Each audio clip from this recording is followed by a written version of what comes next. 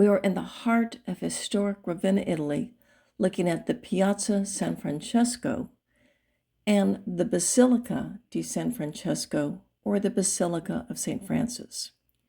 Originally, this was the location of a mid-5th century church dedicated to the apostles Peter and Paul. Late in the 9th century, the old church was demolished and building started on the church we are looking at now. The builders made the new church larger than the original, and they added a square bell tower that also dates back to the 9th century. The bell tower design is typical of this time.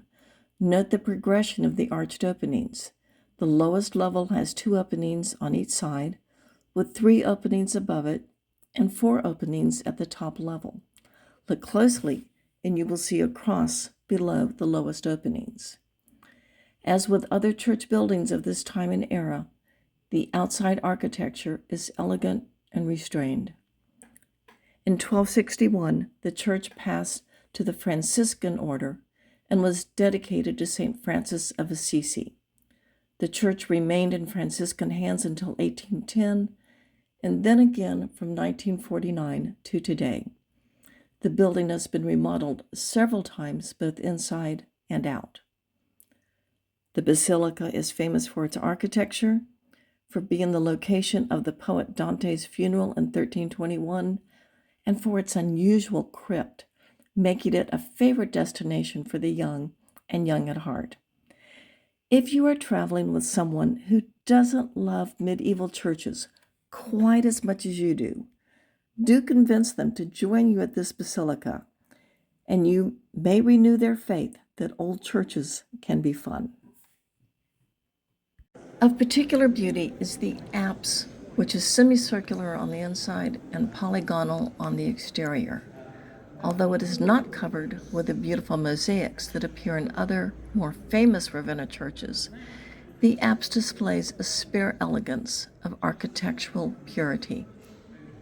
The basilican floor plan has a central nave with side aisles separated by 2 rows of 12 columns on either side. Along the south side of the nave, the basilica hosts 3 beautiful chapels dating back to the middle of the 16th century. The first is by the sculptor Tullio Lombardo. The central chapel is dedicated to St. Anthony, and the third one to St. Rocco. Although the church welcomes visitors, the back wall with its bulletin boards tell us that this is an active church with a living faith community. The north side of the nave has what remains of a wall painting. It is likely that the walls were originally covered with frescoes of biblical stories. As we return to the apse, we can see where visitors climb up and then down some stairs to peer into a dark opening. But we will return to this mystery shortly. Between the 17th and 18th centuries, the church was restored several times and enriched with Baroque decorations and altars. The most important restoration was the one carried out in 1793 by Pietro Zumiglini. Between 1918 and 1921, though, concurrently with the 6th centenary of Dante's death, the basilica was radically restored, eliminating these Baroque additions and bringing the nave back to a style close to the original. This gives the church its austere linearity, characteristic of the 14th century, and more in keeping with the sensibilities of the Franciscan order. The aisles are defined by elegant marble columns. The marble was imported from Proconnesus, an island of present-day Turkey, and nearby Classe was an important port that linked the Ravenna area to the resources and quarries of the Eastern Roman Empire. This basilica was completed shortly before the nearby Basilica of San Apollinare, so it is to be expected that the 2 buildings share similar architectural features, such as the columns and the capitals. Each column is topped by a lovely variation of a Corinthian capital. Impost blocks inserted above the capitals are another Byzantine influence. The imposts have crosses sculpted on their sides, and these are probably more visible than the ones in the Classe Basilica. Originally, they were probably painted. The little holes in the capital's foliage were purposely inserted to increase their realism. The altar is a lovely sarcophagus that was sculpted in the 5th century.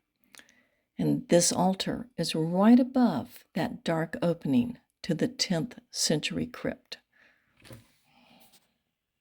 So now to the big reveal. Put a euro into the machine next to the opening, and a magical world appears. A light comes on, revealing the beautiful and flooded crypt.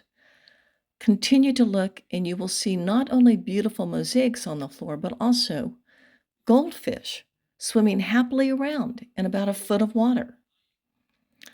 The mosaics of the pavement date back to the late ancient period, or 5th century AD, and they were restored in 1877.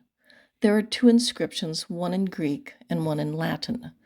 The first one in Greek says, "The servants of God, Asiccio and Gemella, have offered the church a section of mosaic floor."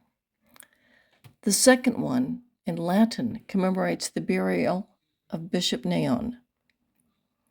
This place contains the bones of the Saint Neon.